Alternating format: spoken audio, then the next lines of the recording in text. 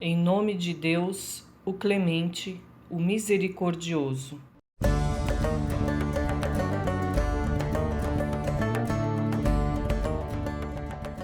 E esse livro, para você, é sua referência primária e tudo que você for aprender depois, você anota sobre ele. Mas esse livro aqui foi pego como referência esse livro. Se aqui tiver esse livro, um exemplo, que é um Corão, vou usar outro livro, para não dizer que, tá? Esse livro, que é seu livro de referência, tem como referência esse livro. Se esse livro aqui tiver coisa errada, o seu livro de referência também vai ter. Tá? Isso por que é interessante sabermos disso? Muitas pessoas falam coisas assim que não tem nada a ver do Islã. Muitas pessoas falam coisas que não tem nada a ver com o Islã. E juro, mas eu vi no livro. Daí vem a pergunta, esse livro é um livro islâmico escrito por pesquisadores, por sheiks, professores, alguém que entende do Islã? Ou não? Não. Então não vale. É a mesma coisa. Ah, mas falaram você falando de você e alguém falando de você. Você dá credibilidade a quem? A quem está falando de mim. Não, peraí. Alguém, russo, alguém fala de você e você fala de você. Nós devemos escutar quem? Quem fala dele ou ele falando dele? Um fato sobre mim, que compete somente a mim, e vem uma segunda pessoa e fala, mas Rodrigo fez isso, fez aquilo, falou aquilo ou disse aquilo. Espera aí. Quem é que mais sabe de mim sobre mim? Sim, e se a pessoa fala, não, o que você fala não é verdadeiro, verdadeiro é que outra pessoa fala. Bom, daí o problema, voltando, tá bom, né? Por isso é importante achar esse assunto, e nós vamos entrar agora, falamos do profeta Muhammad, as referências, e como a pessoa vai seguir alguém, vai admirar se não conhece seu RG. Você conhece aparentemente algumas pessoas. Você perguntar, mas você conhece a pessoa lá no Facebook? Olha, eu conheço, porque ele tem ali, mas conhecer a pessoa você conhece? Não conhece, eu não conheço. Mas ele é seu amigo lá no Facebook. Na nossa vida, quantos amigos nós temos? Amigos? 4? 5? 6? Sem tirar pai e mãe. Filho, esposo, marido, tio, cunhado, amigo. O que você sabe? Todo mundo aqui tem um RG. Tem pessoas que têm até 2. Eu tenho 3 RG. E já deu um problema maior. Eu tenho meu primeiro RG que eu tirei em Porto Alegre. É um número. Um RG que eu tirei em São Paulo, que é um número. Mas o nome não é universal? Não é universal. Só o CPF. Não. Eu fui trabalhar em Curitiba, né, para o estado, só se for o RG do Paraná. Ué, tirei 3 RG. E daí, quando eu vou viajar, quando eu vou fazer um documento lá, preencher, qual RG que eu coloco? Às vezes eu ponho de Porto Alegre, eu vou dar o documento, o RG está errado.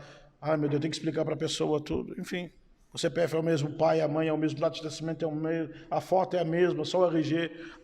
Então, enfim, só. E eu ia lhe perguntar, qual é o RG do profeta Muhammad? Não tem, claro que não tem.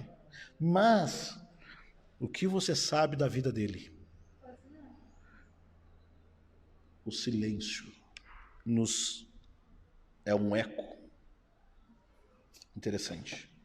O que nós sabemos da vida do profeta Muhammad, que eu quero falar na aula de hoje.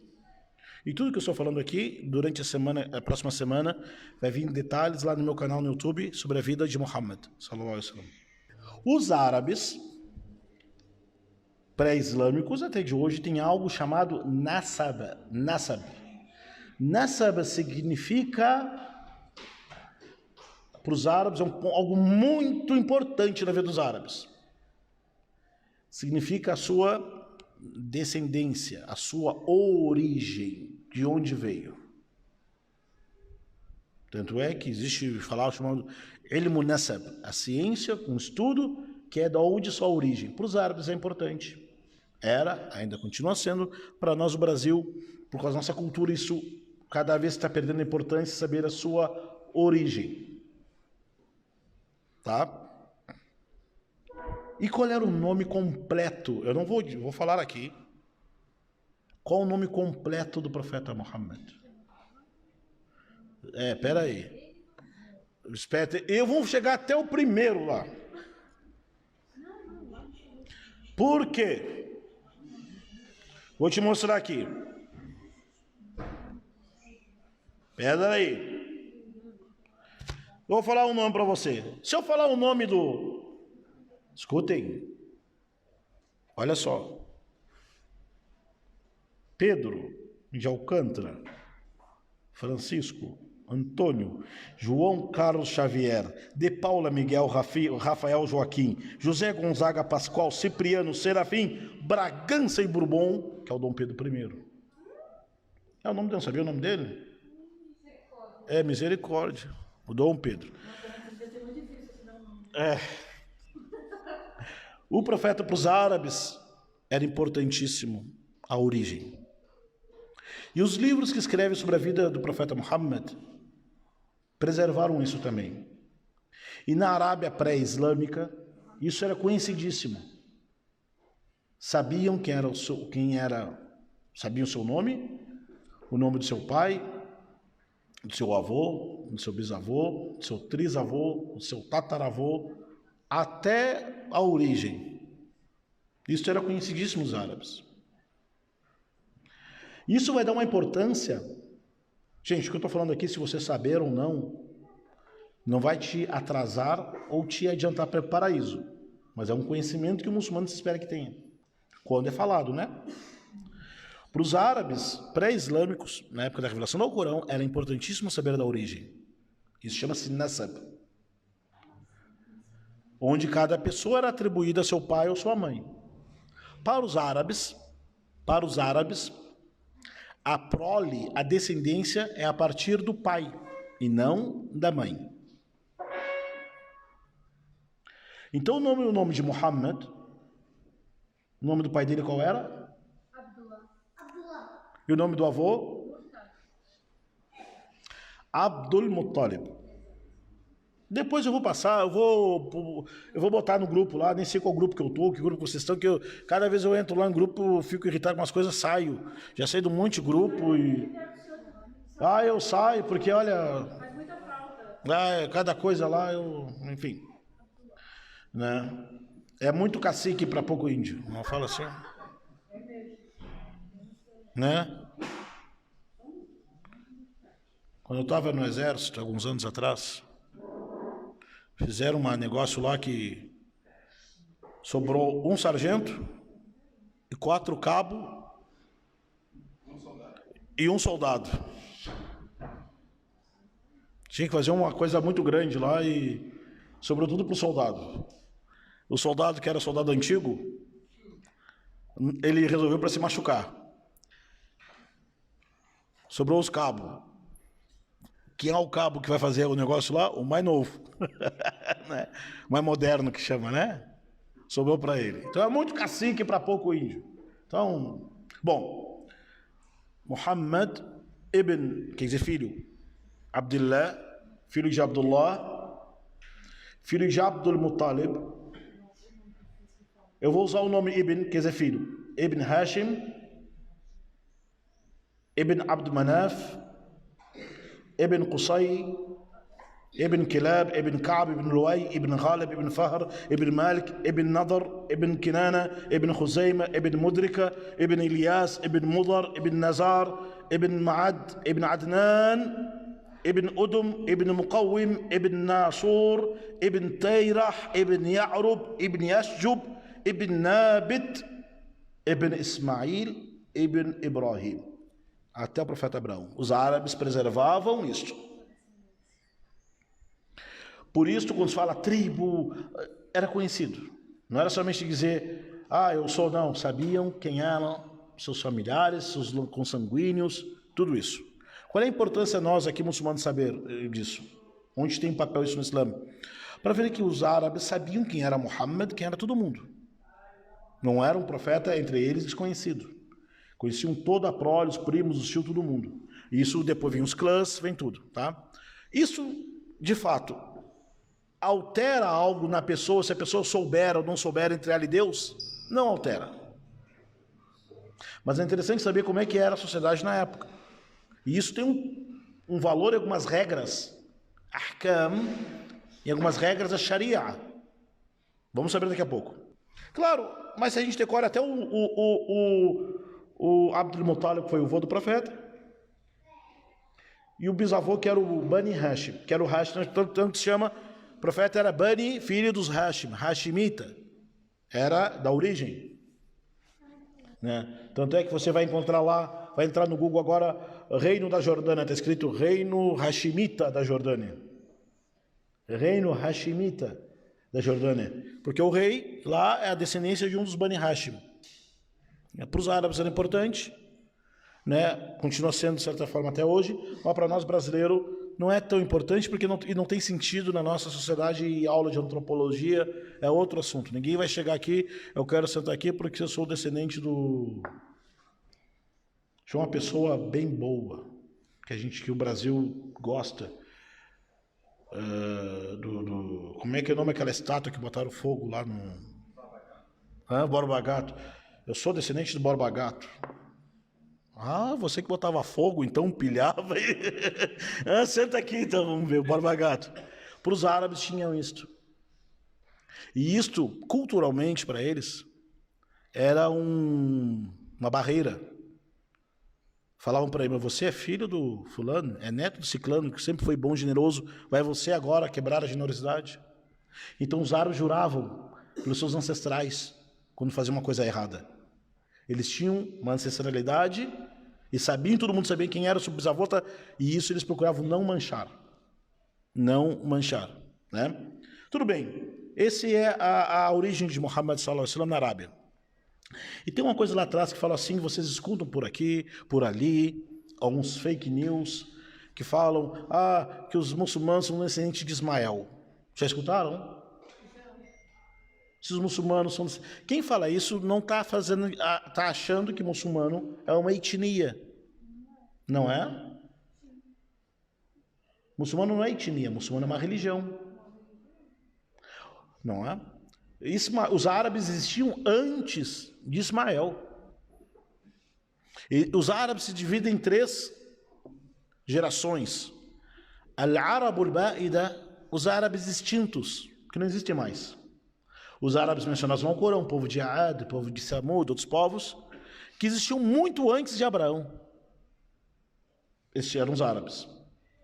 Viviam na Arábia. Depois tem os árabes al-Musta'riba. Esses árabes al-Musta'riba que foram arabizados. Não é Musta'riba, foram arabizados.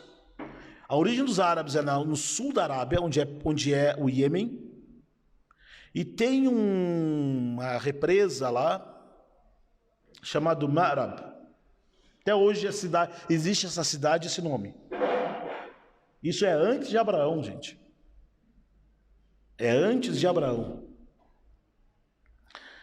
E rompeu aquela represa, e os habitantes de lá se espalharam pelo mundo. Uns ficaram no Iêmen, outros foram para as montanhas, outros foram na região costeira da Arábia, com o Mar Vermelho, outros se expandiram pelo planalto da Arábia, no deserto. E cada um levou sua família e virou seu povo. Os árabes que permaneceram no sul da Arábia e não se misturaram com mais ninguém que não era da sua região, até hoje são chamados Qahtan. Árabe Qahtan. Até hoje são chamados. Tem até sobrenomes hoje com o mesmo nome. Imagina um cara que tem o sobrenome de Zé do Abraão lá. É um carteiraço forte, não é? Imagina um cara chega aqui, mas você quem é? Você não conhece o meu tataravô? Quem é que é seu tataravô? Pois é. O nome Goitacás, dos índios, Goitacás, é por causa do meu avô.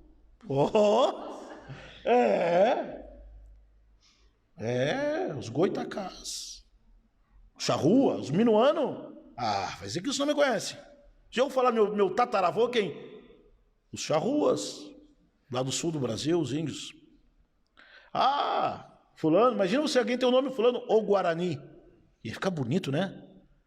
Então os árabes preservaram isso. E os outros árabes que não ficaram ali no sul e se expandiram para o norte da Península Arábica, entre eles Adnan, que é um dos avós do profeta, que foram lá para Meca, para Medina, onde eram locais. Tá? Depois as pessoas falam, mas os árabes os muçulmanos são descendentes de Ismael. Não. Muçulmano não é etnia. É uma religião universal. Nem todo árabe é muçulmano e nem todo muçulmano é árabe. Quando a pessoa faz essa pergunta, é interessante você imaginar. Você precisa entender o que está atrás dessa pergunta. É um conhecimento prévio da forma errada que o Islã ou o muçulmano é uma etnia, assim como o israelita ou o judeu. Não é. Não é. Os árabes existiam antes. Então rompeu-se aquela barreira, os árabes se espalharam pelo meio da Arábia. E um dos filhos de Abraão, o Ismael, em árabe Ismael, foi deixado em Meca, e uma dessas tribos viu o poço de lá em Meca, se habitou em Meca, e o Abraão, o Ismael, então, casou com a filha de um dessas tribos, chamado Jurhum. E daí nasceu os filhos de Ismael. Qual é o nome dele? Nasceu o Nabit. E depois teve um filho chamado Yasjub, teve um filho chamado Ya'rub, teve um filho chamado Teirah, teve um filho chamado Nasur, Muqawwim, Udud, teve um filho chamado Adnan, foi indo, até teve um filho chamado Hashim, teve um filho chamado Abdul Muttalib, teve um filho chamado Abdullah e teve um filho chamado Muhammad. Então os Ismael, o pai dos muçulmanos, não. Ismael é o pai dessa linhagem. Ismael teve quantos filhos? Teve vários filhos, que também se espalharam. E esse Ya'rub que eu falei, teve vários filhos, também se espalharam. E foi indo. Não é? Tudo bem, sobre o pai do profeta Muhammad sallallahu alaihi wasallam, o nome dele era Abdullah. E o nome do avô, claro, Abdul Muttalib. Uma história curiosa. Abdullah teve 11, 12 filhos. O Abdul Muttalib, que era o filho do Hashim. Hashim, ele se tornou como fosse o prefeito na época dele. O vô de Muhammad, o bisavô de Muhammad. Isso vai dar um ano 300 e pouco depois de Cristo. Ou 200 e pouco. Tem uma data aqui, mas eu não copiei. Existia a Kaaba, construída por Ismael e Abraão, lá em Meca. E fazia os rituais da peregrinação, porém foi introduzido a idolatria, o paganismo se desvirtuou. Não é? Se desvirtuou. E algumas das famílias era responsável por cuidar do templo sagrado. Entre eles, Hashim,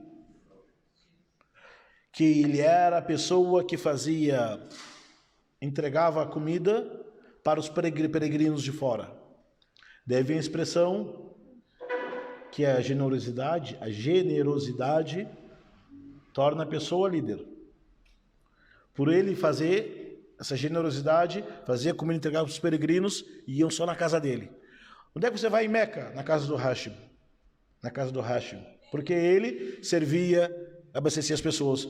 E ficaram, já que você cuida, você vai ser então a assistência social aqui de Meca. Mas ele não tinha muita riqueza, não tinha muito dinheiro, mas tinha um nome.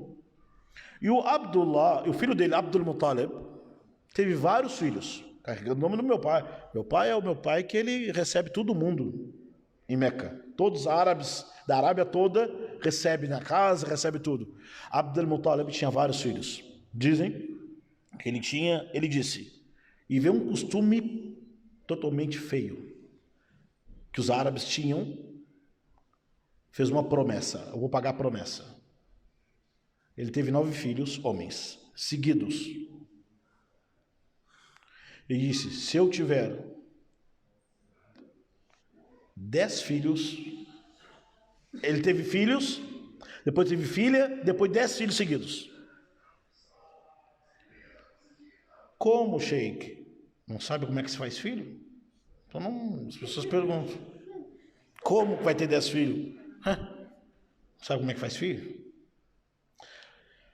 Fez uma promessa, se nascer um filho homem, eu vou sacrificar meu filho em agradecimento aos deuses. E nasceu um menino. E agora? Mas o cara é burro, né? O cara é burro. Desculpa se vocês estiverem me acompanhando aqui, não. Mas vai matar o filho. Aí fez esse sacrifício.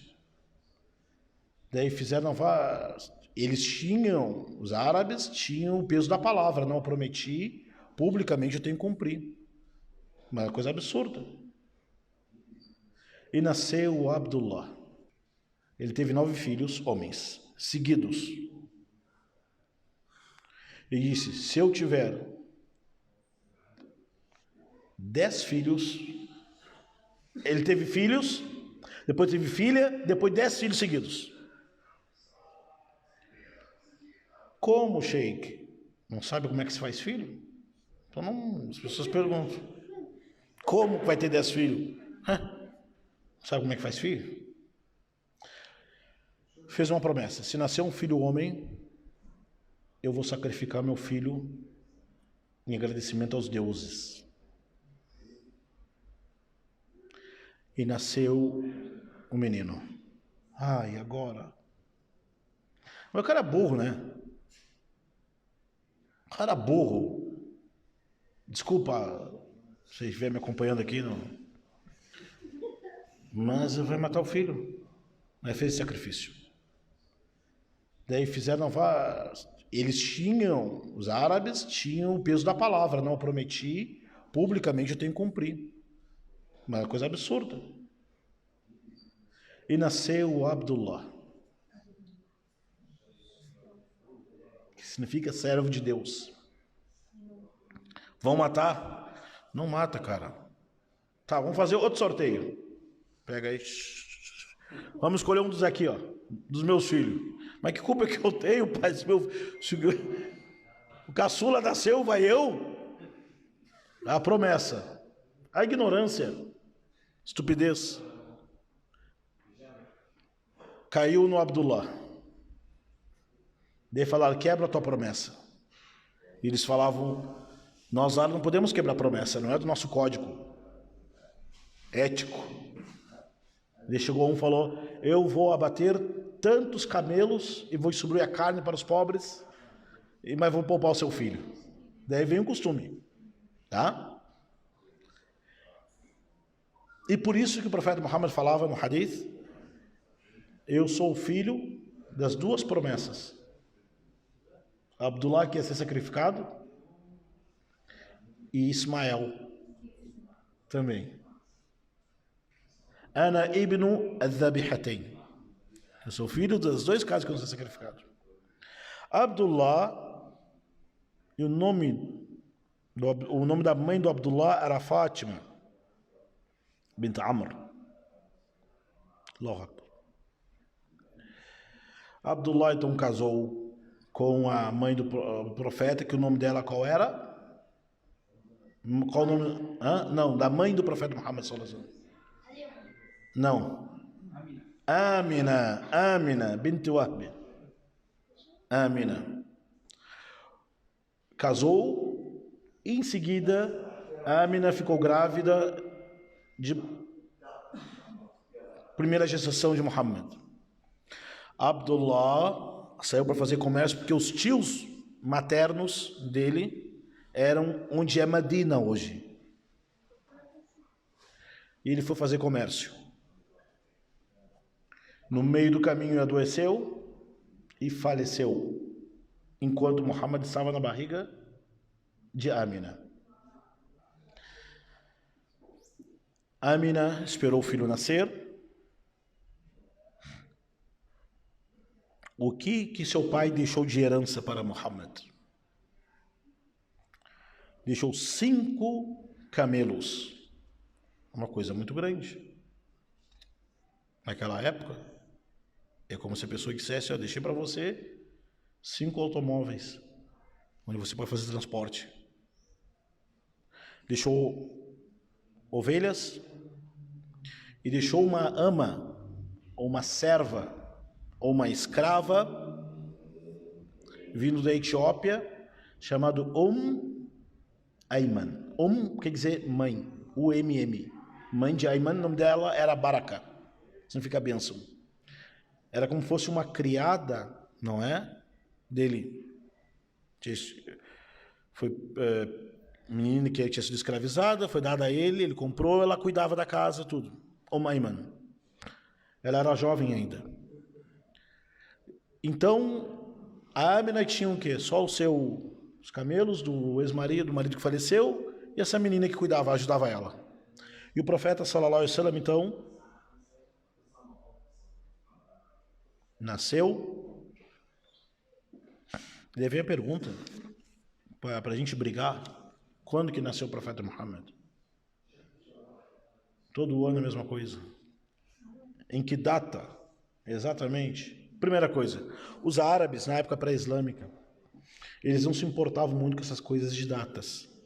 O ano 1, se tivesse um marco importante que mudasse a sociedade deles, era a partir dali. Por exemplo, você se converteu quando? Me converti em 2020. Um falaria, eu me converti em 2020. Quem se converteu o ano passado aqui? Alguém aqui se converteu o ano passado? Esse ano. Tá. Se fosse naquela época, eu ia dizer, você se converteu em que ano? Me converti 21 anos depois do 11 de setembro. Era um marco. Você se converteu quando? Me converti 8 anos depois do 7/1. 8 anos depois do 7/1. Era um evento. E o grande evento que aconteceu na Arábia, que mudou tudo, foi o ano do elefante. Tá? E tem uma sura do Alcorão que nós lemos até hoje, acho que você já deve ter lido com o Sheikh. Alam tara kayfa fa'ala rabbuka bi ashabi al-fil. Essa sura. Esse ano é conhecido o ano do elefante, que no calendário cristão é 570 ou 571, tá? Arredondando, 570. Mas os historiadores dizem que é 571, vou falar por quê. E o profeta de Deus nasceu nesse ano, no ano do elefante. E qual foi o ano do elefante? Mas os árabes não contavam o seu calendário depois da era cristã. Então, para os árabes não existia o ano 570. Aliás, o calendário que nós vivemos é o calendário gregoriano, não é? Mas tinha um calendário anterior, calendário juliano. Os árabes na Arábia, não existia a palavra século a partir da era cristã. Eles eram alheio. Essas datas da Bizâncio, era alheio. Não é? Ou vai dizer, tudo bem, qual é o nome da tribo indígena que era mais difícil para os portugueses? Os Goitacazes. Mas os Goitacazes foi no século XIV que eles surgiram, mas eles não tinham essa ideia, esse conceito de século, de era que não existia. Então não pode dizer para os árabes também, né? Hoje nós damos datas, né? Elas não, né? Os guaranis. Aliás, quem estuda antropologia, é interessante, cara, eu não sabia disso até descobrir. É tantas tribos indígenas, sabe? São tantas. E depois eles se unem, casam entre si, deviram outra. São tantos que se dividem, eles, por grupo linguístico. São os que falam as línguas, são os os caraíbas e os tupi-guarani. que é um idioma tupi-guarani. Os Gs, o grupo G, o grupo Caraíba e o grupo dos tupis guaranis. Daí a pessoa fala que língua que você pergunta, mas eu moro, fala assim, mas eu moro lá no Xingu, não é? Ele é do Xingu. Esses que moravam no Xingu hoje, né, os índios do Xingu, onde é que eles moravam? Eles moravam aqui perto. Moravam perto do Espírito Santo ali. Mas foram sendo dizimados, expulsados, até ser jogados para lá. A origem deles é aqui perto. Né? As missões jesuíticas, lá onde hoje é o Rio Grande do Sul, Argentina ali, as missões jesuíticas, as missões guaraníticas, eles habitavam lá. Mas depois foram expulsos, vão parar em outro lugar. Né? Os árabes, mesmas coisas, não dá para dizer 570, hoje nós falamos, mas para eles existiu o ano 570? Nenhum, não fazia diferença. E por que 570 da era cristã e não é 570 do calendário hindu? Entenderam? Por que nós temos que juntar os números pelo calendário que nós somos colonizados? É isso a história. Né? Nós só temos essas datas, esses valores, porque fomos colonizados. Por que nós não botamos 570 da era dos hindus, que é outro calendário? 570 do calendário chinês. Não é? E é uma discussão interessante. Em que ano que nós estamos? Do calendário islâmico. É. E do calendário judaico? 5.000 e pouco. E do calendário hindu? E do calendário dos guaranis? E do calendário dos astecas, dos maias? É outra história. Então, para os árabes, essa relação de data não era definida. Por isso, quando se fala quando que o profeta Muhammad nasceu, eles não tinham essa preocupação. Sabiam que nasceu. E sabia se foi no inverno, no verão, de dia, de noite. Sabia o dia da semana. E foi no ano do elefante. Em que ano que foi o ano do elefante? Na era cristã vai dar 570. E na era judaica vai dar outro número. E na era tal. Ou seja, nós sempre vamos calcular pela estrutura de poder dominante agora. Essa é a regra. Nós sempre vamos, a nossa régua de medida é sempre pelo poder dominante. Sempre pelo poder dominante. Se é estudo sociológico, gente. É ciência, então. Mas ele nasceu numa segunda-feira. No mês que nós estamos, chamado Rabi' al-Awwal. Em que ano? O ano do elefante. E teve historiadores, eu até pesquisei, um chamado Mahmoud Basha, então é turco. Mansur Fawzi também, eles eram, em árabe, chama-se Ilm Falak, astronômicos, da astronomia, astrônomos, desculpa. E sabemos que o Islã, os muçulmanos, a história dos muçulmanos, contribuiu muita coisa para o mundo da astronomia. A construção do astrolábio, e trouxeram a bússola da China e espalharam pelo mundo. E eles calcularam as datas dos dias e chegaram na conclusão de acordo com o calendário cristão. Que ele nasceu no ano 651. Lua, calcularam tudo. Se ele nasceu numa segunda-feira, no mês de Rabi', no ano do elefante, equivale a tal, chegaram na data 22 de abril de 571. E todo mundo fala, é no dia 12 de Rabi' al-Awwal, que é o aniversário do profeta. Ele disse, não. O ano do elefante, no mês de Rabi' al-Awwal, na segunda semana, a segunda-feira do mês Rabi' al-Awwal, só poderia ter caído no dia 8 ou dia 9. E os árabes não ligavam para isso na época da revelação do Alcorão. Só foram se preocupar quando não tinham o que fazer e ficavam procurando isso. Igual uns dias eu falei, a pessoa perguntou, existem livros que falam quantas letras Alif, A, ou quantas letras Sin, S, tem na Surat al-Baqarah. É muita coisa. É muito não ter o que fazer. Quantas palavras paroxítonas tem em Deuteronômio? É muito não ter o que fazer. Não tem boleto para pagar.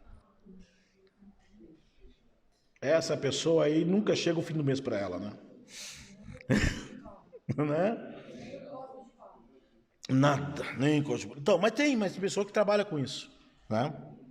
Perde tempo, enfim. Então o profeta nasceu no mês de Rabi Awal, na segunda-feira desse mês, de acordo com o calendário cristão, vai dar 571, 22 de abril, tá?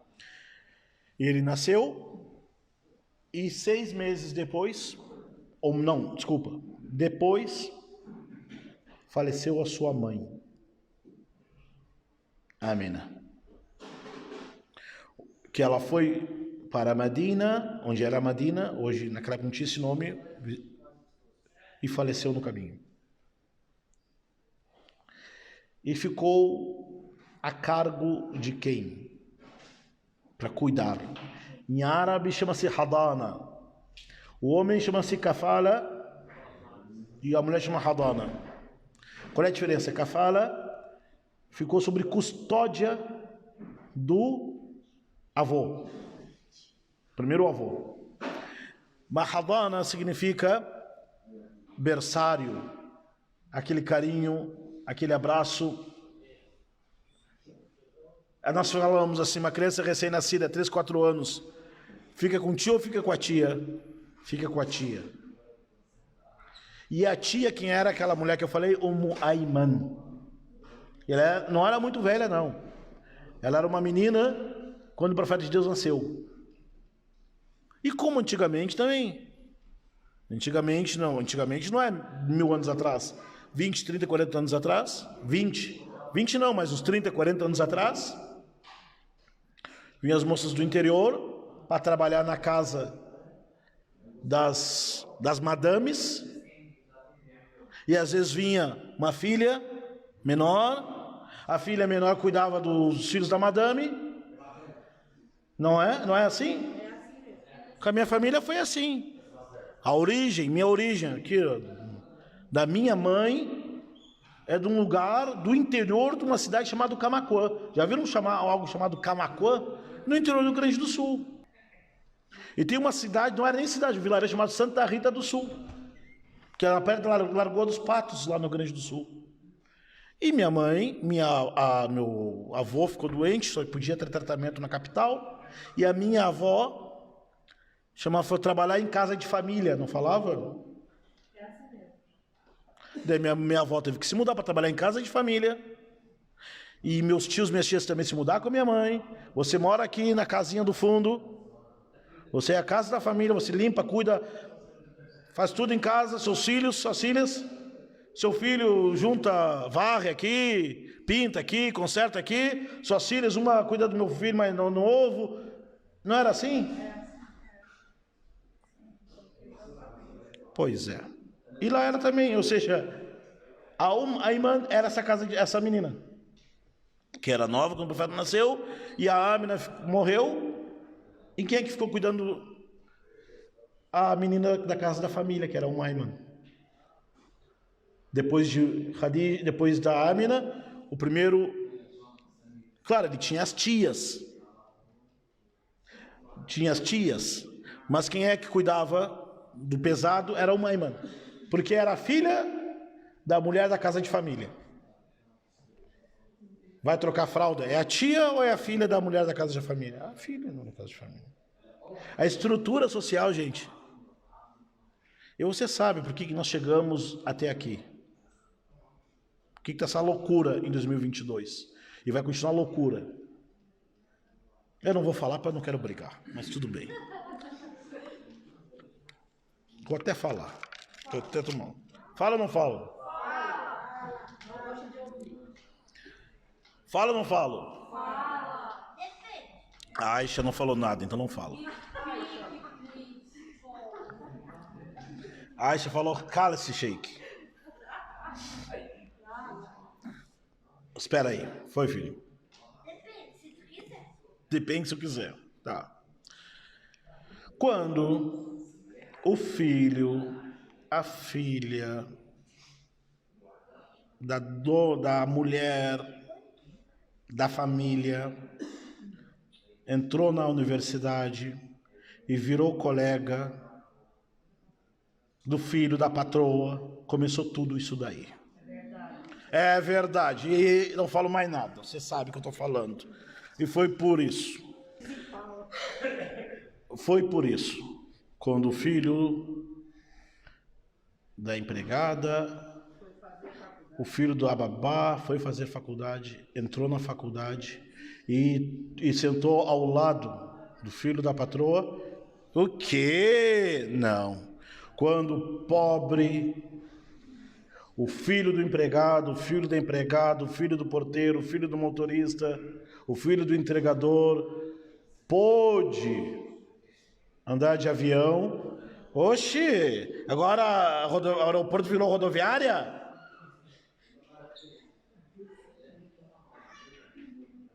É real, cara. É real. Não mudou.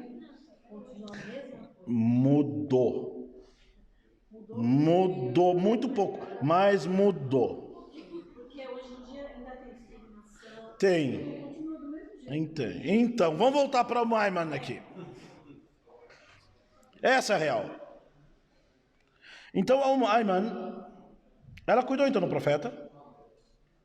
E com 6 anos por aí, 4 anos por aí, foi mandada para Halima, que era uma ama de leite. O profeta tinha 2 anos. Ficou até os 4 anos, que a Halima era ama de leite. Mãe de leite.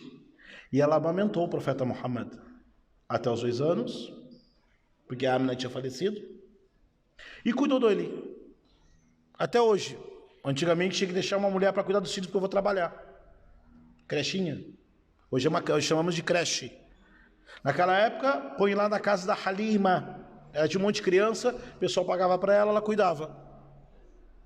Não é? E então o profeta foi criado, a Halima morava no deserto, afastado. Por que os árabes tinham esse costume? Lá, meu filho recém-nascido, meu neto vai aprender o árabe puro, sem o árabe com sotaque. Sem um árabe com sotaque não, com palavras que não são de origem pura. Vai aprender perfeito. Como se alguém lá dos pagos do Rio Grande do Sul, meu filho não vai crescer nunca na cidade. Só vai voltar para a cidade, ele vai morar lá em Bagé. Lá em Alegrete. Gente, Bagé, se alguém conhece, já ouviu falar em Bagé. Alegrete, Dom Pedrito, São Borja, Barra do Quaraí, Santana. Brasil? É no Brasil. E lá é o equivalente. Eu vou botar alguém, meu filho vai crescer aqui em Recife? Meu filho vai crescer em Fortaleza? Não. Onde que é o miolo dos nativos do Pernambuco? Não, Recife não, lá no interiorzão. Hã? Lá em Caruaru. Onde é em Caruaru? Mais distante ainda. É lá. É lá. Para pegar lá. E os árabes, eles tinham isso. Tudo. E o profeta ficou até 6 anos lá. Sallallahu alaihi wasallam. Como criança. Depois aconteceu um episódio, né? Que abriram o peito dele. O Sheik falou na Mesquita Brasil semana passada. Quem foi aproveitou, quem não foi vai ter que entrar lá porque eu não vou repetir. Bom, teve esse episódio. O profeta já lá retornou e ficou com seu avô Abdul Muttalib. Seu avô Abdul Muttalib, que ele tinha como se fosse em frente da Kaaba, tinha uma barraca assim grande e um grande, tipo um sofá enorme, e os assuntos a resolver de Meca ficavam tudo ao redor dele, e ele escutava, e aconselhava, e dizia para fazer, não é para fazer, e o profeta Muhammad deixava o seu neto ao seu lado, desde pequeno. Até que, aos 8 anos, faleceu o seu tutor, que era o Abdul Muttalib. Allahu Akbar. E o nome de Abdul Muttalib, o nome dele não era Abdul Muttalib, era Sheiba. Sheiba. Sheiba significa grisalho. Tá Sheiba. Sheiba. E por que ele teve esse nome? Diz que quando ele nasceu tinha cabelo branco. Mal sabia o que esperava, né? Já nasceu, Russo, já nasceu de cabelo branco ele. Imagina que tivesse nossa idade. Já tinha virado outra cor, já. Laranja, sei lá. E daí ele nasceu com esse nome. Sheiba, era o nome dele. E Abdu significa escravo. E quem é esse Muttalib? Ele foi com outro irmão dele, chamado Muttalib, quando criança, e acharam que ele era um escravo do... Não, esse que é meu irmão, não, tu é escravo dele. Daí ficou o apelido Abdul Muttalib, o servo do Muttalib. Mas o Muttalib era o irmão dele mais velho. E ficou conhecido por Abdul Muttalib e acabou.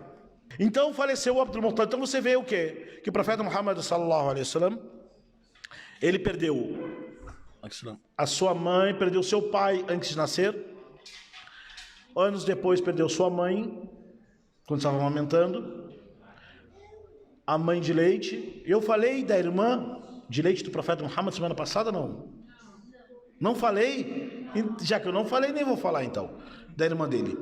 E ele não teve irmã, e nem irmãos. Não falei. Tá no YouTube, procura no YouTube. Tá bom. Só porque a Gabi tá aqui eu vou falar então. Só porque tá aqui eu vou falar. Já mudei de ideia, não vou falar mais. Ou indeciso. Numa das batalhas do profeta, batalha de Hunain, parece? Não foi a batalha de Hunain. Dos Gad Thaqif. Isso foi no ano 9, no ano 8, depois da migração de Meca para Medina. Numa das batalhas foi uma tribo, naquela época assim, iam para a guerra, se escapou vivo, corre. Mas se foi pego como vivo, tu tem duas coisas, escolha. Tem a três, que não queira escolher a terceira. Ou tu paga um resgate. Sim, antigamente era assim, até no Brasil. Numa guerra, foi preso na guerra. Estava lutando com arma, tudo. Paga um resgate. Quanto? Dá 10 mil, você está solto. Dá 20 mil, 50 mil, você está solto. Se não, você é meu escravo. Até pagar. Era assim que funcionavam as relações sociais. Para ver a diferença, que na Arábia, a escravidão não é escravidão motivada pelo racismo, como aconteceu a escravidão europeia na Europa. O interessante é que escravizavam as pessoas, na realidade já compravam escravos e outros escravizavam. Mas não levavam escravos para a Europa. Depois começaram a levar. Mas era para o Brasil. E na Arábia não tinha, você é negro, você é da África, vou escravizar. Não, era na guerra. Perdeu a guerra, filho, te prepara. Ou tu ganha, ou tu morre, ou tu tem dinheiro para pagar se for preso, ou você vai ganhar meu carimbo aqui, ó. Corre. E para os árabes, eles preferiam o quê? Morrer. Por isso que eles lutavam com tudo. Ou ganha, ou morre. E alguns historiadores dizem, esse é um dos grandes sinais. Por que Allah escolheu aquela região para descer sua religião?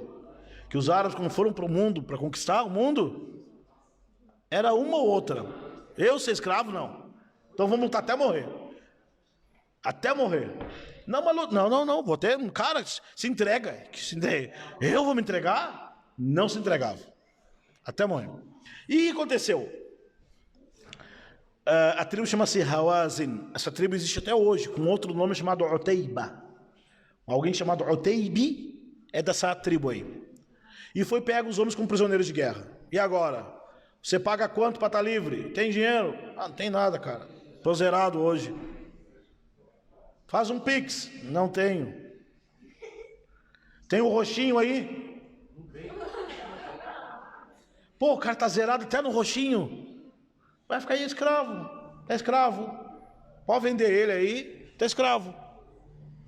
E deu. Era algo na sociedade comum. Era um código. E pegaram os Hawazin, perderam a batalha, um monte de escravo. E agora? Tem roxinho aí? Não. Pix? Não. Já era, morreu. Eles falavam, você quer meu, pode vir. Acabou, não tem como. Tinha como fugir. Fugir que te matava, enfim. E daí uma moça, uma senhora, não era uma moça, uma senhora, estou falando isso, uns 16 ou 17 anos depois que o profeta Muhammad recebeu a mensagem do Alcorão. Então o profeta já lá tinha uns 57 anos por aí.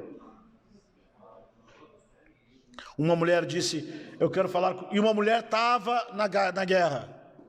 E era escravizada também, já era. Quem é que mandou? Ah, mas quem é que mandou vir? Já era, acabou. E uma mulher falou, uma senhora disse, eu quero falar com Muhammad. Quem é você? Você vem lutar contra nós, agora é escravo agora, já era, perdeu. Falaram, eu quero falar com Muhammad. Quem é você? Está achando que quer falar com quem? Eu sou irmã de Muhammad. Como irmã de Muhammad? Está maluca? Claro, não falou isso, né? Eu estou falando. E insistiu, até que alguém fala com o comandante da batalha. Fala com o comandante do comandante, o chefe do comandante. Até que falaram para o profeta Muhammad, ó Muhammad. Daí, deixaram a mulher falar com Muhammad. Ela falou, Muhammad, eu fui presa com os homens de guerra e eu quero que você nos liberte. O profeta falou, por quê? A troco de quê? Ela falou, por eu sou tua irmã.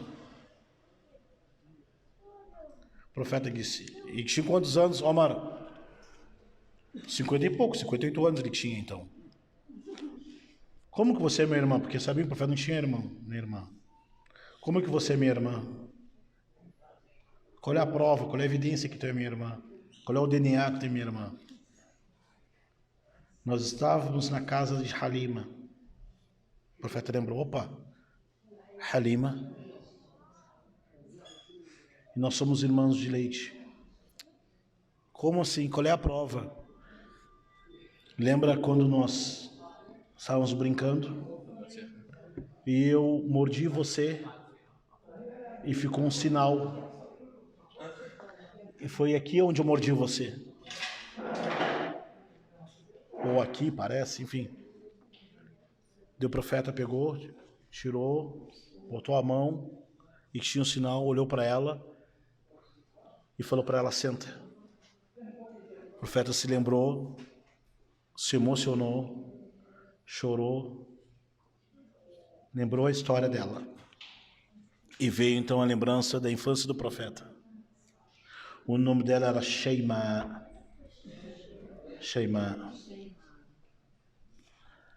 O profeta perguntou como é que ela estava, como é que era isso, como é que era aquilo, o que aconteceu com a vida, tudo isso.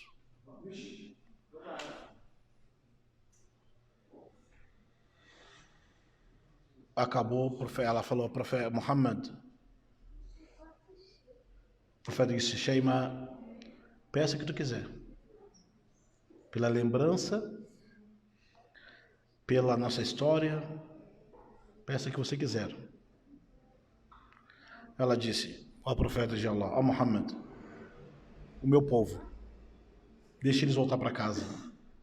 Sabemos que ele lutou, que ele fez isso, eles fizeram isso, mas solta eles. O profeta falou para Abu Bakr e para Omar, desata eles, soltem eles. Mas como, profeta? Eles lutaram contra nós, fizeram isso, prisioneiro, a nossa regra é ser prisioneiro de guerra. O profeta falou, por favor, solte eles. O nome dela era Sheima.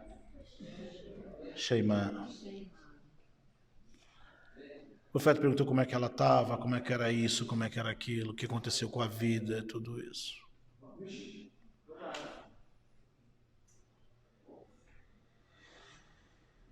acabou, ela falou, profeta Muhammad, o profeta disse, Sheima, peça o que tu quiser, pela lembrança, pela nossa história, peça o que você quiser. Ela disse ao profeta de Allah, ao Muhammad, o meu povo, deixe eles voltar para casa. Sabemos que ele lutou, que ele fez isso, eles fizeram isso, mas solta eles. O profeta falou para Abu Bakr e para Omar, desata eles, soltem eles. Mas como, profeta? Eles lutaram contra nós, fizeram isso, prisioneiro, a nossa regra é ser prisioneiro de guerra. O profeta falou, por favor, solte eles. De novo, Muhammad, os caras estão lutando, ontem estavam lutando contra a gente, hoje. O profeta disse, pelo que eu tenho pela Sheima, pelo nosso passado, solte eles. E daí, soltaram todos eles, falaram, ó, estão todos soltos. E contaram a história para eles. O povo dos Hawazin se emocionaram, claro, muito mais do que nós estamos emocionados agora. Reconheceram e falaram, Muhammad, o que tu fez é nobre e a gente vai virar muçulmano. Todos os Hawazin se converteram ao Islã naquele dia. Por intermédio de uma delas, a Sheima. Isso mostra al-wafa, em árabe, lealdade que o profeta teve por ela. E assim é o muçulmano. Assim é o muçulmano. Ele é leal às pessoas. Ele é leal naquilo que é certo. As pessoas que fizeram parte da tua vida no passado, naquilo que é positivo. Só um pouquinho. Um senta aqui, outro senta aqui. Senta lá, Leis. Você senta aqui. O que está fazendo aí? Nada? Continua não fazendo nada. Habibi. Já vou terminar, peraí. Hã? Anjinho? Por isso que tua mãe mandou você para cá, né? Habibi. Já vou terminar. Então, essa atitude do profeta mostra que ele era um profeta de verdade. Chama-se árabe wafa, que é lealdade, sabe? Compromisso. E todo mundo se converteu ao Islã, que um dia atrás estava combatendo o Islã, se converteram para essa atitude. TV Islâmica Brasil.